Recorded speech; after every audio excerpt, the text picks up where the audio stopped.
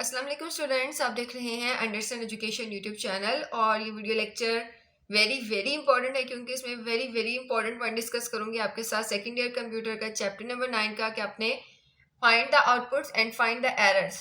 आपने छोटे छोटे प्रोग्राम्स होंगे, उनके आपने आउटपुट्स फाइंड करनी है और आपने एरर्स फाइंड करने हैं। ओके, सो ये वीडियो लेक्चर वैलिड है फॉर ऑल पंजाब बोर्ड्स। और पंजाब बोर्ड्स में अगर आप देखना चाहते हैं कि कौन से शहर जो है वो पंजाब बोर्ड में आते हैं, तो उनको देखने के लिए आप जो है, मैंने इससे पहले एक वीडियो लेक्चर अपलोड किया हुआ है सेकंड ईयर कंप्यूटर का गेस्ट पेपर, जिसमें मैंने overall short questions, long questions और very very important programs discuss किए हैं कौन से हैं। सो अगर आपने इंशाल्लाह उनकी भी प्रिपरेशन कर ली, सो आपके फुल मार्क्स आएंगे। ओके, सो उस वीडियो लेक्चर में मैंने थ्योरी वाइज जो शॉर्ट क्वेश्चन है वो डिस्कस किए हैं। तो इसमें जो है ये वाले क्वेश्चन तो लाजमी आते हैं पेपर्स में, find the outputs and find the errors. तो ये ना ऐसा हो ही नहीं सकता। और ये आते हैं चैप्टर नंबर 9, चैप्टर नंबर 9 से स्टार्ट होते हैं और आगे भी आपके काफ़ी सारे चैप्टर्स में इस किस्म के क्वेश्चंस आते हैं। ओके, सो जो चैप्टर नंबर 1 से लेकर चैप्टर नंबर 7 तक का जो पोर्शन है ना, वो आपका MS एक्सेल से रिलेटेड है और उसमें कोई प्रोग्रामिंग नहीं है। तो उसमें से तो ये क्वेश्चन कभी आ ही नहीं सकते क्योंकि उसमें इनमें ऐसे कॉन्सेप्ट ही नहीं है प्रोग्रामिंग के। चैप्टर नंबर 8 है, उसके अंदर बेसिक इंट्रोडक्शन है, तो उसमें सिर्फ इंट्रोडक्शन है, उसमें भी इस किस्म के कोई क्वेश्चन नहीं है कि आपने आउटपुट्स फाइंड करने या एरर्स फाइंड करने हैं। तो जो चैप्टर नंबर 9 है ना, यहाँ से आपकी ये प्रोग्रामिंग, एक्चुअल प्रोग्रामिंग स्टार्ट होती है।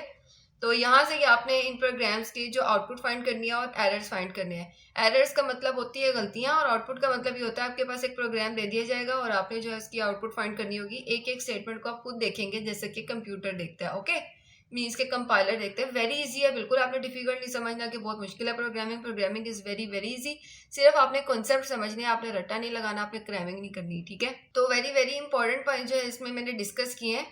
तो अगर आपको ये वाली जो आपको इस वक्त पेज नजर आ रहा है ना, अगर आपको ये समझ आ जाता है, मीन्स कि आपको क्लियर हो जाते हैं ये सारे पॉइंट, जो कि इंशाल्लाह मैं आपको करवा दूंगी, वेरी वेरी इंपॉर्टेंट है। तो इसका मतलब जितने भी चैप्टर नंबर 9 के फाइंड द आउटपुट्स और फाइंड द एरर्स वाले क्वेश्चन आपके लिए इतना ईजी हो जाएगा कि आप सेकंड्स के अंदर जो है ये सॉल्व आउट कर लेंगे। ओके, ये क्वेश्चन। सो इससे नेक्स्ट वीडियो लेक्चर्स, ये पूरी सीरीज स्टार्ट हम करने जा रहे हैं। चैप्टर नंबर 9, 10, 11, 12 जितने भी चैप्टर्स में फाइंड द आउटपुट्स और फाइंड द एरर्स के क्वेश्चन है वो मैं आपको समझाऊंगी, अंडरस्टैंड करवाऊंगी। ओके, तो आपने साथ साथ करते जाना है और साथ में अब हम स्टार्ट करते हैं। तो very very important key points है वेरिएबल डिक्लेरेशन और वेरिएबल इनिशियलाइजेशन। ओके, सो ये जो है मैंने इस वक्त very very important as a key point लिखे कि मैंने सिंटेक्स लिखा है। सिंटेक्स का मतलब होता है कानून और एग्जाम्पल का मतलब होता है मिसाल। तो ये जो चीज़ें आपने लिखनी कैसे है, सिर्फ मैंने इसमें ये डिस्कस किया। और ये शॉर्ट क्वेश्चन जो थ्योरी से रिलेटेड शॉर्ट क्वेश्चन होता है ना, उसमें भी वेरी इंपॉर्टेंट होता है कि भाई आपको आ जाता है क्वेश्चन में variable declaration, define variable declaration या डिफाइन वेरिएबल इनिशियलाइजेशन, या ये कह सकते हैं कि वेरिएबल डिक्लेरेशन और वेरिएबल इनिशियलाइजेशन के अंदर आप डिफरेंस लिखें, फ़र्क लिखें। ओके, तो ये हर लिहाज से ये टॉपिक वेरी इंपॉर्टेंट है। लेकिन जो प्रोग्रामिंग के लिहाज से इंपॉर्टेंट है ना, मैंने थ्योरीज की नहीं लिखी, मैंने सिर्फ प्रोग्रामिंग के लिहाज से जो चीज़ इंपॉर्टेंट है, जो आप हमारे इससे रिलेट करते हैं क्वेश्चंस, आउटपुट और फाइंड द एरर्स वाले, तो उस हिसाब से मैंने ये नोट्स तैयार किए हैं। तो आपने इनकी तो ज़रूर प्रिपरेशन कर लेनी, इनको समझ लेना है। ठीक है, वेरिएबल डिक्लेरेशन, तो सबसे पहले हमें पता होना चाहिए असल में वेरिएबल होता क्या है। तो स्टूडेंट, जब भी हमने वेरिएबल यूज़ करना होता है ना, तो ये रूल्स फॉर नेमिंग वेरिएबल्स हैं। ठीक है, कि आप किस किस्म के नेम्स जो हैं वो वेरिएबल्स में डाल सकते हैं। तो वेरिएबल डिक्लेरेशन की अगर आप बात करें कि वेरिएबल को डिक्लेयर करना, सिंटेक्स क्या होता है, आपने सिर्फ डाटा टाइप लिखनी है और आपने वेरिएबल का नेम लिखना है। एग्जाम्पल देख रहे हैं, डाटा टाइप की जगह आपने इंट लिख दी। 4 किस्म की डाटा टाइप्स होते हैं जो मैंने डिस्कस किए हैं, लेकिन आप सिर्फ और सिर्फ इस जो आपकी सेकेंड ईयर है उसमें आप 3 ही ज़्यादातर यूज़ करते हैं, ज़्यादातर यही यूज़ करते हैं, इंटीजर, इंट, फ्लोट और 4। जो डबल है वो आप इतनी ज़्यादा यूज़ नहीं करते, ये बड़ी क्लासेस के अंदर जब बच्चे प्रोग्रामिंग करते हैं तो वो यूज़ करते हैं। ठीक है, सो इंट इंटीजर के शॉर्ट फॉर्म में, फ्लोट फ्लोट ही होता है, और 4। और सबसे इंपॉर्टेंट बात ये है कि ये सारे जो है ना लोअर केस वर्ड्स के अंदर लिखे हुए हैं, मीन्स के बड़े वर्ड्स नहीं आ सकते, मीन्स कि आप एफ बड़ा नहीं डाल सकते या पूरा बड़ा नहीं आप ये लिख सकते वर्ड। ओके, तो इसके सामने मैंने डाटा टाइप का पर्पस भी लिखा है, मैंने इसीलिए सारी स्लाइड जो आपके सामने इस वक्त ओवरऑल आपको दिखा रही हूँ ताकि सारे कॉन्सेप्ट्स आपस में रिलेट करते हैं। तो हम बेसिक से स्टार्ट करेंगे और एडवांस तक जाएंगे और इंशाल्लाह हम सारे कॉन्सेप्ट देख लेंगे, और सिर्फ यही एक पेज है जो कि कॉन्सेप्ट्स का है। Okay, so int to store numeric values. Int data type के अंदर ना आप न्यूमेरिक वैल्यूज को स्टोर करते हैं। न्यूमेरिक वैल्यूज कौन सी होती हैं? 1, 2, 3, 4, जो कि इशारिये के बगैर, डेसिमल पॉइंट के बगैर होती है ना, पॉइंट के बगैर। तो वो सारी वैल्यूज, चाहे वो पॉजिटिव हो चाहे वो नेगेटिव हो, वो इंटीजर में आती हैं, ठीक है। उसके लिए हम डाटा टाइप यूज करते हैं इंट ऐसी वैल्यूज के लिए। अब फ्लोट किस लिए यूज होता है? To store real values. इसके अंदर जो है ना आप डॉट वाली डेसिमल वैल्यूज जो होती है ना वो आप स्टोर करते हैं, बिल्कुल डेसिमल वैल्यू स्टोर करते हैं। इसके अंदर आप सिंपल वैल्यूज कभी भी स्टोर नहीं कर सकते, ठीक है। डबल है, इसके अंदर लार्ज रियल वैल्यूज को स्टोर करते हैं। और जो चार डाटा टाइप है, टू स्टोर करेक्टर वैल्यूज। जो करेक्टर वैल्यूज होती है ना चार डाटा टाइप के जरिए आप उनको स्टोर करते हैं। तो आप कभी भी इनको आपस में मिक्स नहीं कर सकते कि आप इन डाटा टाइप के अंदर अगर आपने पॉइंट वाली कोई आपने वैल्यू लिख दी तो इसका मतलब वो गलत हो गया वहीं पे। और अगर आपने फ्लोट के अंदर कोई सिंपल वैल्यू लिख दी वहीं पे आपका क्वेश्चन सारा का सारा गलत, ओके। इसी तरीके से चार डाटा टाइप, इसके अंदर सिर्फ हम करेक्टर वैल्यूज को स्टोर कर सकते। तो सिंपल जो डाटा टाइप जिन नंबर्स के लिए बनी है आपने वो नंबर्स उन्हीं डाटा टाइप के साथ ही यूज करने हैं। तो उम्मीद है आपको बहुत अच्छे तरीके से समझ आ गया होगा कि इंट जो है ये इंटीजर डाटा टाइप है और इसके अंदर 1 2 3 पॉजिटिव हो या नेगेटिव हो सिंपल नंबर्स आते हैं। और जो फ्लोट डाटा टाइप है इसके अंदर सिर्फ डेसिमल वाली वैल्यूज आती हैं, मीन्स के 20.5 20.6 कुछ भी हो लेकिन डेसिमल पॉइंट जरूर आ रहा हो, ठीक है। उसके बाद चार डाटा टाइप हम यूज करते हैं बहुत ज्यादा, तो इसके अंदर सिर्फ और सिर्फ करेक्टर वैल्यूज आएंगी। सो अब इन ये जो डाटा टाइप्स हैं ये किसके साथ यूज होती हैं? ये वेरिएबल्स के साथ यूज होती हैं। हमने यहाँ पर देखा कि वेरिएबल्स, अब ये जो वेरिएबल्स होते हैं ना ये हम क्यों यूज करते हैं? असल में ये हम इसीलिए यूज करते हैं कि इनमें हमने ना नंबर स्टोर करवाने होते हैं, ठीक है। तो नंबर कैसे स्टोर कराते हैं? वो हम स्टोर कराते हैं वेरिएबल इनिशियलाइजेशन में। जैसे हमने लिखा हुआ ना int n is equal to 0, तो इसका सिंटैक्स है type name variable is equal to value, ठीक है। तो टाइप हमने सबसे पहले लिखी इंट, ये मैंने लिखी है, आप कोई भी लिख सकते हैं, ये सिर्फ एग्जांपल देने के लिए आपने पहले टाइप लिखी। उसके बाद आपने वेरिएबल का नेम लिखा, वेरिएबल का नेम कोई भी लिख सकते हैं, कोई भी लिख सकते हैं। मैंने इधर NM यूज किया, एवरेज ग्रेड मार्क्स यूज किया, कोई जरूरत नहीं है कि आपने यही यूज करने हैं, ठीक है। हाँ अगर तो आपके पास क्वेश्चन में कोई मेंशन है कि वेरिएबल का नेम ये होना चाहिए, फिर वो वेरिएबल का नेम आप यहाँ पर लिखेंगे, ठीक है। अदरवाइज आपकी मर्जी, आप जो मर्जी लिखें। और जब आपकी मर्जी है तो फिर रूल्स होने चाहिए, और जो रूल्स हैं वो मैंने यहाँ पर डिस्कस किए हुए हैं, तो इसको आपने देख लेना है। इसको भी मैं आपके साथ डिस्कस कर देती हूँ। तो सबसे पहले हम इस पॉइंट को क्लियर कर लेते हैं कि ये है क्या। तो उसके बाद जो है यहाँ पर हमने इसकी वैल्यू असाइन कर दी है, ठीक है। तो वेरिएबल डिक्लेरेशन को एक दफा दोबारा देख लेते हैं कि हमारे पास जो सिंटैक्स है वो है डाटा टाइप और वेरिएबल नेम। तो ये तो सबसे ही बेसिक सबसे आसान सब्जेक्ट है प्रोग्रामिंग का। सबसे पहले आपने डाटा टाइप लिखी, मैंने इंट यूज की है, और वेरिएबल नेम कोई भी अपनी तरफ से लिख दिया m, ठीक है। इसके बाद मैंने डाटा टाइप यूज किया, इंट दोबारा कर दिया, फ्लोट कर सकते हैं, और मार्क्स यूज कर दिए। चार डाटा टाइप यूज किया और वेरिएबल का नेम मैंने ग्रेड लिख दिया, ठीक है। तो स्टूडेंट्स ये हमने ना एक वेरी वेरी इंपॉर्टेंट की पॉइंट ये होता है कि जब भी सी की स्टेटमेंट खत्म होती है ना, एंड होती है, तो आपने उसको सेमी कोलन से एंड करना है। अगर आपने ना किया तो वहीं पे एरर होगा और वहीं पे आपके मार्क्स कटेंगे, ठीक है, पेपर्स में। तो इस वजह से इस किस्म की गलती तो आपने बिल्कुल भी नहीं करनी कि आपने सेमी कोलन ना लगाया हो। और लेकिन एक और बात, लेकिन जब वेरिएबल डिक्लेरेशन सिंगल लाइन हो तो क्या करेंगे? कि अगर आपको कह दिया जाए प्रोग्राम में कि भाई आपने जो है ना वेरिएबल को डिक्लेयर तो करना है, वेरिएबल को डिक्लेयर करने का मतलब होता है उसकी सिर्फ डाटा टाइप और उसका नेम लिखो, बस वेरिएबल डिक्लेयर हो गया और कुछ नहीं करने की जरूरत, ठीक है। तो वेरिएबल डिक्लेरेशन सिंगल लाइन में कैसे करेंगे? इंट डाटा टाइप लिखेंगे, और जरूरी ये है स्टूडेंट्स कि तमाम वेरिएबल्स एक ही डाटा टाइप के हों, ठीक है। ये नहीं कि A B C अलग अलग डाटा टाइप्स के और आपने उनको एक ही डाटा टाइप बना दिया, कभी भी नहीं करना ऐसा। तो इंट है A, B, C, तो आप कोमा से जो है ना आप वेरिएबल्स के नेम सेपरेट करेंगे, तो आप सिर्फ और सिर्फ सिंगल लाइन के अंदर जो है वेरिएबल को डिक्लेयर करना सीख गए हैं। तो ये सिंपल से की पॉइंट है वेरिएबल डिक्लेरेशन का, डाटा टाइप लिखनी है और वेरिएबल का नेम लिखना है अपनी मर्जी से। और अगर एक ही कह दिया जाए एक ही लाइन के अंदर आपने वेरिएबल डिक्लेरेशन करी तो कोमा से सेपरेट करना है, सेमी कोलन कोलन लगाने की कोशिश की तो वहीं पे प्रोग्राम्स मतलब एरर का शिकार हो जाएगा, ठीक है।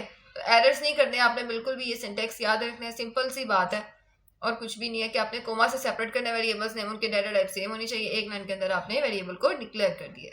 ओके, नाउ वेरिएबल इनिशियलाइजेशन है, तो इसका सिंटैक्स भी तकरीबन मिलता जुलता ही है वेरिएबल डिक्लेरेशन से, लेकिन फ़र्क सिर्फ कितना है, इसके अंदर वैल्यू भी हमने असाइन करनी है उस वेरिएबल को। वेरिएबल का पर्पज़ यही होता है उसको कोई वैल्यू मिले जिसके बाद वो फंक्शन में यूज़ हो, प्रोग्राम में यूज़ हो, तो उसके बाद वो कोई ना कोई आउटपुट तो दे। तो type name variable is equal to value. तो मैंने एज एन एग्जांपल जो है डाटा टाइप मैंने इंट यूज़ की है, एन वेरिएबल का नेम रखा है और इक्वल कर दी है वैल्यू उसके कोई भी 10।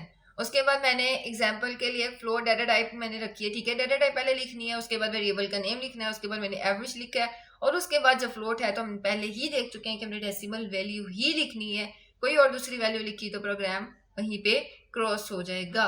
ओके, उसके बाद 4 डाटा टाइप है जिसके अंदर हम सिर्फ करेक्टर वैल्यू को स्टोर कर सकते हैं। Grade is equal to single quotes के अंदर हम कोई भी करेक्टर लिख सकते हैं, लेकिन हो सिर्फ एक। ठीक हो गया।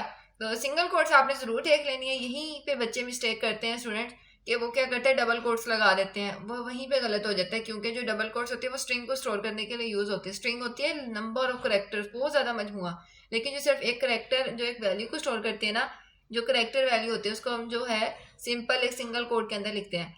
तो अब जैसे अभी हमने ऊपर देखा था वेरिएबल को डिक्लेयर करना हो एक ही लाइन के अंदर, तो हम लिख देते हैं और उसको कोमा से सेपरेट कर देते हैं। वेरिएबल्स को डाटा टाइप लिखी और वेरिएबल्स को कोमा से सेपरेट किया, जब स्टेटमेंट एंड होगी तो सेमीकोलन लगा दिया।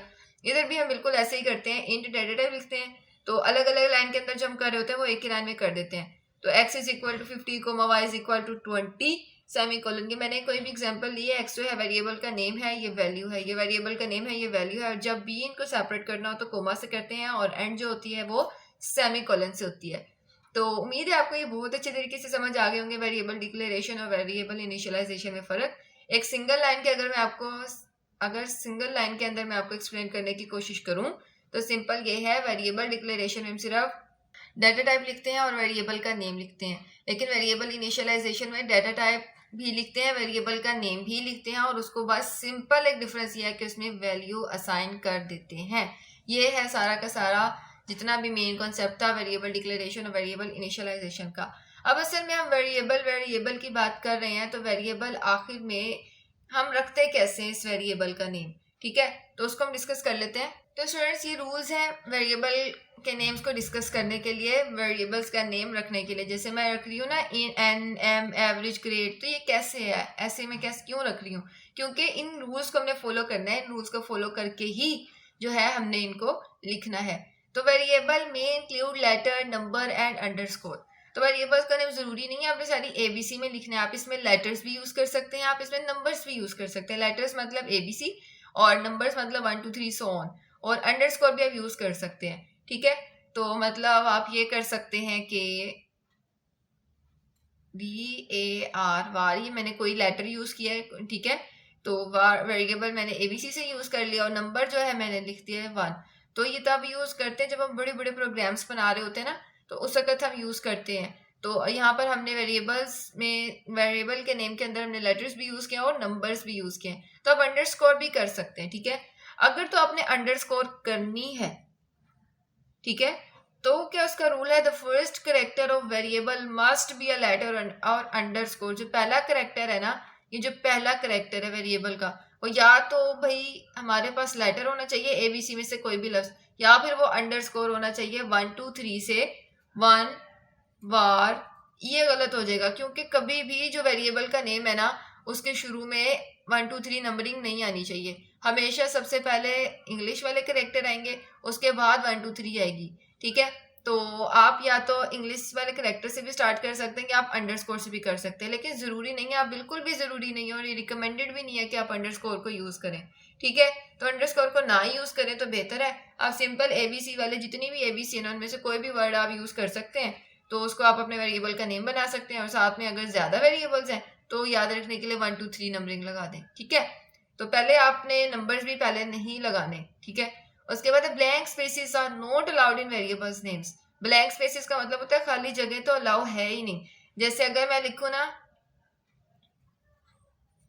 माई वार, वार मतलब शॉर्ट फॉर्म है वेरिएबल की, मैंने ये यूज किया, आप कुछ भी समझ सकते हैं। जैसे माई पेन समझ लें, ये भी एक वेरिएबल नेम हो सकता है। ठीक है, तो बीच में ये जो स्पेस आ रही है ना, ये तो अलाउ है ही नहीं वेरिएबल के नेम्स में, तो ये गलत है, ये सारा का सारा जो है ना, तो आप ऐसे नहीं लिख सकते। आप लिखेंगे माई, अगर आपने यही लिखना है वार, तो अब कुछ भी लिखे बीच में स्पेस नहीं आनी चाहिए। जो मर्जी जितना मर्जी लंबा करेक्टर लिख लें, जितना मर्जी लंबा आप वेरिएबल का नेम लिख लें, स्पेस नहीं आनी चाहिए। ठीक है, और बहुत upper case and lower case are allowed. आप बड़ी एबीसी भी लिख सकते हैं, छोटी एबीसी भी लिख सकते हैं।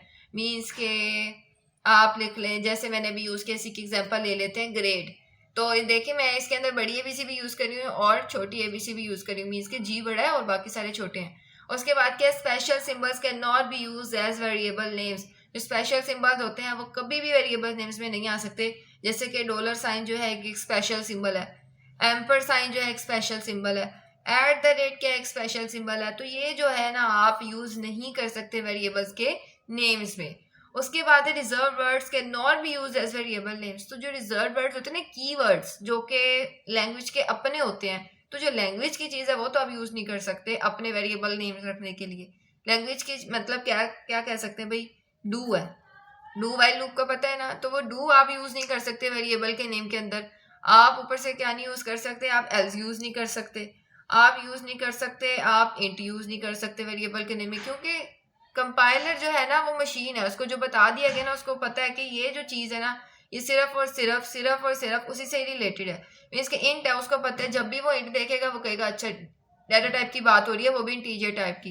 तो जब आपने अपने वेरिएबल का नेम इंट रख लिया तो उसके लिए नामुमकिन है कि वो फर्क कर सके कि डाटा टाइप कहाँ पे बात हो रही है इंट से रिलेटेड और कहाँ पे आपने वेरिएबल का नेम इंट रख दिया। तो इस वजह से आप रिजर्व वर्ड्स को भी यूज नहीं कर सकते वेरिएबल्स के नेम रखने में। उसके बाद है variable is declared only for one data type. एक वेरिएबल सिर्फ एक ही डाटा टाइप के लिए डिक्लेयर हो सकता है। डिक्लेयर होने का मतलब कि अगर आपने एन है ना, कोई भी आपने इंटीजर है, ठीक है, कोई भी वेरिएबल है एन, ठीक है, उसको अगर आपने इंट अगर आपने उसकी एक दफा डाटा टाइप रख दी है ना, तो इस प्रोग्राम के अंदर आप उसको फ्लोट नहीं बना सकते, ना कोई आप उसको 4 बना सकते हैं, ठीक है। तो जो एक वेरिएबल सिर्फ एक ही डाटा टाइप के लिए होता है वो दूसरी डाटा टाइप के लिए नहीं होता, ठीक है। आप एन की बजाय एम कर दें, लेकिन आपने ये गलती नहीं करनी कि आपने एन को ही दोबारा एक नई डाटा टाइप के साथ आपने डिक्लेयर कर दिया, ये गलत है। उसके बाद जो है variable can be up to 31 characters long for many compilers. जो एक वेरिएबल होता है ना वो 31 करेक्टर्स लॉन्ग होता है मैनी कंपाइलर्स के लिए। मीन्स कि आप 31 करेक्टर तक लिख सकते हैं, तो उससे ज़्यादा नहीं आप लिख सकते, ठीक है, क्योंकि वैसे भी बहुत ज़्यादा इनफ ही है ये भी एक नंबरिंग जो है 31 करेक्टर्स तक, क्योंकि इनफ है। इतना लंबा तो वेरिएबल वैसे होना भी नहीं चाहिए, लेकिन अगर हो भी जाता है और अगर 31 करेक्टर से भी अगर लॉन्ग हो जाता है ना, तो इसका मतलब कंपाइलर को इग्नोर कर देता है। वो कहता है ये है ही नहीं, बस मैंने 31 करेक्टर तक जो वेरिएबल का नेम कंसीडर करना है। लेकिन कभी भी आपने इस लेवल पे जो आप पढ़ रहे हैं ना, सेकेंड ईयर के लेवल पे, आपने कभी भी इतना लंबा जो है ना आपने वेरिएबल नेम डिक्लेयर नहीं करना। ये सिर्फ और सिर्फ बहुत बड़ी बड़ी प्रोग्रामिंग्स के लिए होता है, ओके। और ये सबसे इंपॉर्टेंट पॉइंट जो मैंने सेपरेट करके लिखा है कि each C statements end with semicolon. हर स्टेटमेंट जो है वो सेमीकोलन से एंड होगी। टीजर होते हैं, इन डाटा टाइप होती है, उसमें कौन से नंबर्स आ सकते हैं, तो इन कांस्टेंट 100 होते हैं, -6 2 -7 1। ये सिर्फ एग्जांपल के लिए, कोई भी नंबर हो सकता है, मीन्स के डेसिमल में ना हो, बाकी सिंपल हो, पॉजिटिव हो चाहे नेगेटिव हो, खैर है। फिर उसके बाद फ्लोटिंग पॉइंट कॉन्स्टेंट्स होते हैं, और इसके अंदर जब भी फ्लोट आपने देख लिया ना, तो इसका मतलब आपने समझ लेना है कि ये डॉट है, ठीक है, डेसिमल है, यहाँ पे भी डॉट है, यहाँ पे भी डॉट है, ठीक है। तो चाहे पॉजिटिव हो नेगेटिव हो, खैर है, लेकिन डॉट डेसिमल वैल्यूज होनी चाहिए। उसके बाद करेक्टर कांस्टेंट है। करेक्टर कांस्टेंट में आप कुछ भी लिख सकते हैं, लेकिन क्या सिर्फ एक करेक्टर, और किसमें, सिंगल कोट्स में, ओके हो गया। इसमें आप देख रहे हैं, इसमें ये नहीं आपने सोचना कि भाई मैंने सिर्फ इंग्लिश वर्ड्स ही यूज करने हैं, करेक्टर है, नो। आपने करेक्टर कांस्टेंट बनाने के लिए जो है सिंपल और सिर्फ सिंगल कोट्स का यूज करना है और एक करेक्टर यूज करना है, चाहे वो बड़ी एबीसी में से हो, छोटी में से हो, नंबर्स में से हो। कोई स्पेशल करेक्टर भी आप देख सकते हैं, डॉलर साइन एक स्पेशल करेक्टर है, इक्वल साइन इवन तक आ रहा है करेक्टर कांस्टेंट के अंदर। उसके बाद स्ट्रिंग कांस्टेंट है, ये वेरी वेरी इंपॉर्टेंट है, दोनों में डिफरेंस बड़ा खूबसूरत है। वो ये है कि जो स्ट्रिंग कांस्टेंट है इसमें आपने डबल कोट्स यूज करने हैं, और जो करेक्टर कांस्टेंट है उसमें आपने सिंगल कोट्स यूज करने हैं। और जैसे लाहौर है और स्ट्रिंग कांस्टेंट जो है ना, इसमें आपने बहुत सारे करेक्टर्स को यूज करने हैं। जैसे हमने लाहौर लिखा हुआ है, 1 2 3 लिखा हुआ है, ये पूरा का पूरा एड्रेस लिखा हुआ है, 99 माल रोड कराची, मीन्स के कोई भी ये एड्रेस है, मीन्स के एड्रेस तक जो है इतनी बड़ी वैल्यूज जो है आप स्ट्रिंग कांस्टेंट के अंदर स्टोर करवा सकते हैं, ओके। और यही ये जो सारा पेज अभी मैंने आपके साथ डिस्कस किया है ना, ये शॉर्ट क्वेश्चंस एमसीक्यूज के लिए वेरी वेरी इंपॉर्टेंट है। और जो लॉन्ग क्वेश्चन है ना, तो लॉन्ग क्वेश्चन जो है वो वेरी वेरी इंपॉर्टेंट है, और ये मैनी टाइम्स बोर्ड में रिपीट हुआ है। रूल्स फॉर नेमिंग वेरिएबल्स, ये देखने में तो बहुत ही आसान है, लेकिन जब ये आता है ना क्वेश्चन, तो वैसे बहुत ही इंपॉर्टेंट है, बहुत ही अच्छा लगता है जब ये क्वेश्चन आता है, क्योंकि ये क्वेश्चन सबसे ज़्यादा इजी क्वेश्चन है। इसके सिंपल 8 पॉइंट्स हैं, और 8 पॉइंट सारे के सारे मैंने आपके साथ डिस्कस कर लिए हैं, सिंपल। तो इन्हीं को आपने याद करना है, इससे आपके लॉन्ग क्वेश्चन भी कंप्लीट हो गया, इससे आपके ये कॉन्सेप्ट भी कंप्लीट हो गया कि वेरिएबल्स का नेम कैसे रखना है, इससे आपका एमसीक्यूज का भी कंप्लीट हो गया कि एमसीक्यूज के अंदर ना आपके पास एक क्वेश्चन आ सकता है। मैं अभी आपको एक एग्जांपल देती हूँ। तो स्टूडेंट्स ये एग्जांपल है, मैं ना एक वेरिएबल नेम लिखती हूँ और फिर आपने गेस करना है कि इसमें से वेरिएबल नेम कौन सा गलत है, ठीक है।